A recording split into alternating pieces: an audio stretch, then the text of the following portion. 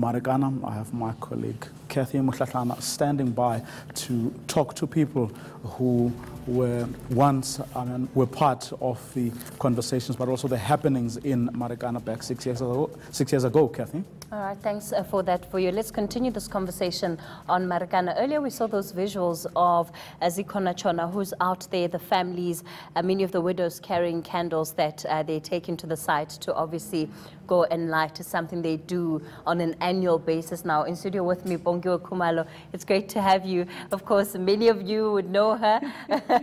And we also have Koketso Moyeti, who's going to be taking in this conversation with us. And you've represented some of those widows that we have seen from Marikana. Perhaps let's begin with this, Bongiwe. We're looking at those visuals, and the one thing that always strikes me about Nkaneng is the fact that, at least of the face of it, nothing has changed. It looks exactly the same way that it did 6 years ago, if not worse. Yes, Cathy, and you know, the most painful thing about watching those visuals is the fact that you think back to the fact that 6 years ago I was there, you know, and 6 years later, I'm looking at the same visuals. And one of the worst things for me about, you know, this tragedy 6 years on is the fact that we still have not found a way to reconcile the two sides of the families, if I can call them that.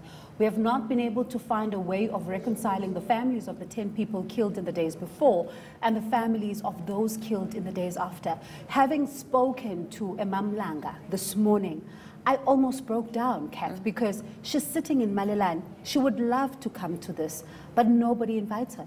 And for me, when you look at this 6 years on and you see that so much pain on both sides exists, in fact, the whole world is going through pain, why can't we find a way of uniting these families? Why can't we find a way of improving the lives of people of Nkaneng? Why can't we find a way of ensuring that what happened 6 years ago doesn't happen again? Just on that division, we saw yesterday Lonmin having an event, and only some of those who are part of those 10 families attended that event. Everybody else boycotted the event. And of course, it also comes down to the different narratives and stories that are told about how these two sides have been affected by the strike ultimately, isn't it? And you know, Kath, for them, it's a choice to boycott, you see. And that is one thing that a person like Mamlanga doesn't have. She's not learned. She doesn't have a television set. Her husband was killed and is hardly ever spoken about, was stabbed 18 times on the day police officers were killed. So his death was almost overshadowed. And to this day, she doesn't know who killed her husband. She is not literate at all. She can't go to school. She can't fend for herself.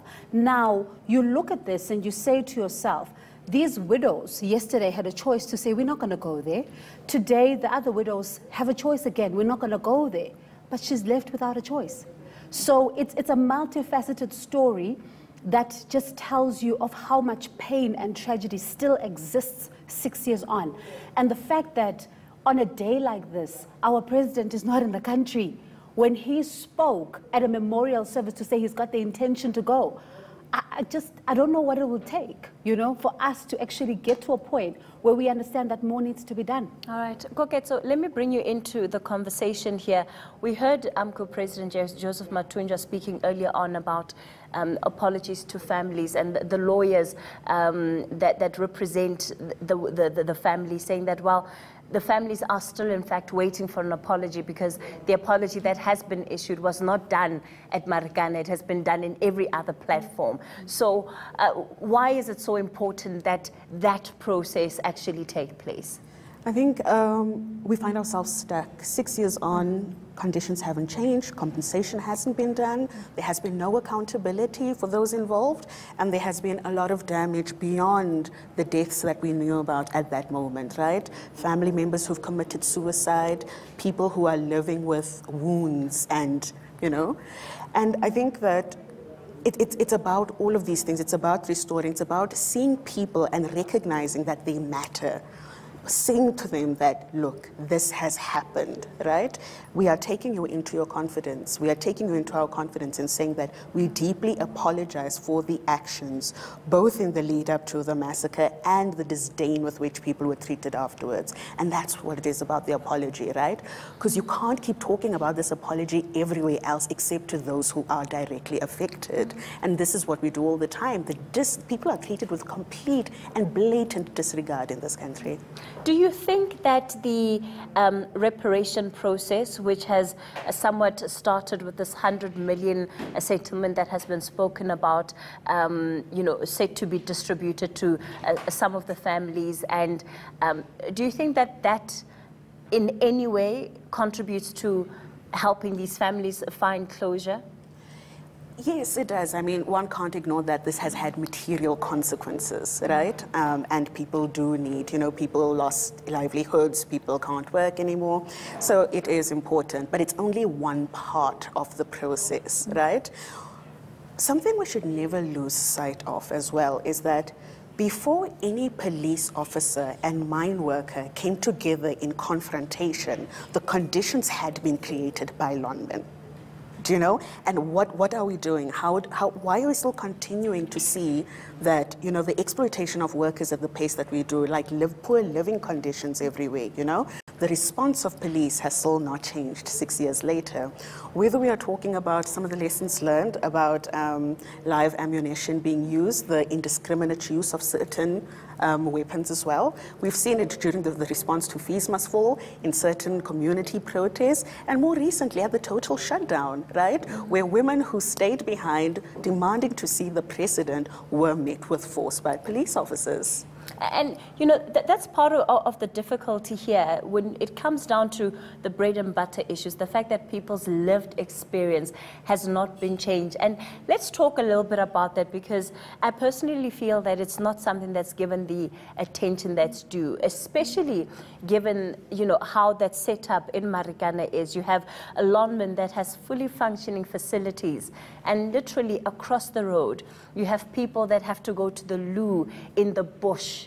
And it's literally across the tar road. And so do you think that if, with the passage of years, more time had been given to improve the conditions within that community, how they feel may have been somewhat eased? I think so, Kath. And for me, if our now president had been serious about transformation, because as the head of the transformation committee at the time, you can never say it's okay for 3 houses to be built in that number of years, and you had the vision of building 5,000 houses. Of course, we've got to hold mining houses accountable, and I'm happy about the fact that, years later, lawmen appears to be making some moves towards ensuring that they do away with, single unit hostels, and they're building family units. And there is somewhat of what we're seeing moving along in Marikana. But the biggest problem then becomes the fact that you look at on the ground, if a person still opts for, because this was the problem in 2012, if a mine worker still says, for me to be able to survive and to have enough for my family, I'd rather go live in that informal settlement so that I'm able to pocket that housing allowance, and then I'm able to send to my extended family back home. We shouldn't be having things like those. And we shouldn't be 6 years later still talking about the fact that where are the decent toilets? Where are the decent roads in Marikana? It's still the same when I drove through Marikana and I would get stuck when it rains. It still happens even to this day. So you almost look at the fact that it's the living conditions, Kath. Secondly, it is the fact that 6 years later, nobody is telling us who gave the order for police officers to fire live ammunition. Who? They would have never done that on their own. Because if you are POP, you know that you have to use force, maximum force, as a last resort, and that's the Standing Order 262. Now, if you're not going to be frank and give the families these kinds of answers, if you're not going to give the families the answers of who exactly killed their loved ones in the lead up to the Marikana massacre, you've got all these questions, and we'll continue to see the anger that we saw this afternoon. Koketso, we saw mostly women behind Joseph Mathunja this evening as they wrap up the events for the day. How do we amplify the plight of those widows who, even to date, are still living with children but unable to make ends meet? I think respect, right? Seeing people and rendering them as visible, not speaking over and above people. And I come back to even the manner of the apology, right? The fact that you can be everywhere else except with the people affected and apologize, that tells us all we need to know about complete blatant disregard for those women, right?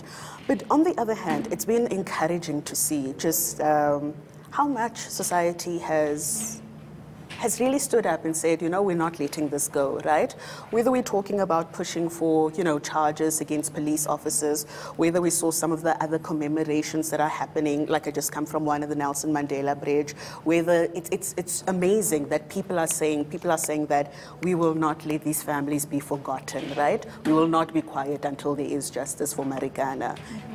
And I think for me, just to, sorry, Kat, to come in there, okay, so one of my biggest questions then remains the fact that how much noise can we then, you know, make about the families of those that were killed in the days before? Because they always talk about how they feel like they're falling through the cracks.